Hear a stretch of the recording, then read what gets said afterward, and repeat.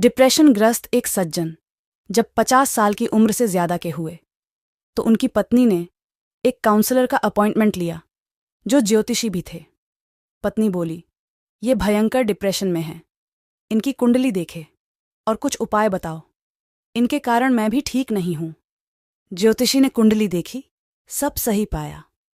अब उन्होंने काउंसलिंग शुरू की, कुछ पर्सनल बातें भी पूछीं और सज्जन की पत्नी को बाहर बैठने को कहा।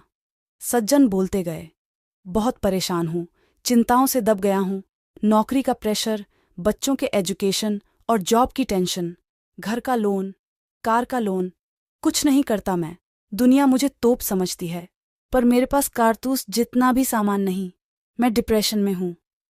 कहते हुए पूरे जीवन की किताब खोल दी। तब विद्वान काउंसलर ने कुछ सोचा और पूछा, 10वीं में किस स्कूल में पढ़ते थे? सज्जन ने उन्हें स्कूल का नाम बता दिया। काउंसलर ने कहा, आपको उस स्कूल में जाना होगा, आप वहां से आपकी 10वीं क्लास का रजिस्टर लेकर आना, अपने साथियों के नाम देखना और उन्हें ढूंढकर उनके वर्तमान हालचाल की जानकारी लेने की कोशिश करना। सारी जानकारी को डायरी में लिखना और 1 माह बाद मुझे मिलना। सज्जन स्कूल गए, मिन्नतें कर रजिस्टर ढूंढवाया, फिर उसकी कॉपी करा लाए जिसमें 120 नाम थे। महीना भर दिन रात कोशिश की, फिर भी बमुश्किल अपने 75 से 80 सहपाठियों के बारे में जानकारी एकत्रित कर पाए। आश्चर्य, उसमें से 20 लोग मर चुके थे, 7 विधवा व विधुर और 13 तलाकशुदा थे। 10 नशेड़ी निकले जो बात करने के भी लायक नहीं थे, कुछ का पता ही नहीं चला कि अब वो कहाँ हैं। 5 इतने गरीब निकले कि पूछो मत, 6 इतने अमीर निकले कि यकीन नहीं हुआ। कुछ कैंसर ग्रस्त, कुछ लकवा, डायबिटीज, अस्थमा या दिल के रोगी निकले। 1-2 लोग एक्सीडेंट्स में हाथ पांव या रीढ़ की हड्डी में चोट से बिस्तर पर थे। कुछ के बच्चे पागल, आवारा या निकम्मे निकले।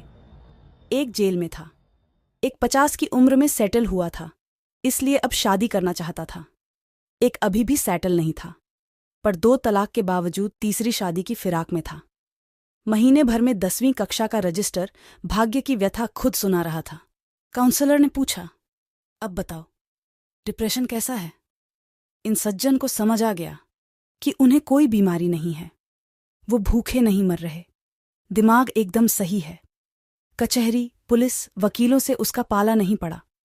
उसके बीवी बच्चे बहुत अच्छे हैं, वो भी स्वस्थ हैं, डॉक्टर, अस्पताल से पाला नहीं पड़ा।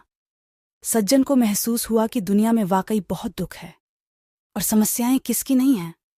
संत कहते हैं कि हर इंसान दुखी है इस दुनिया में, पर हमारा दुख तो बहुत कम है।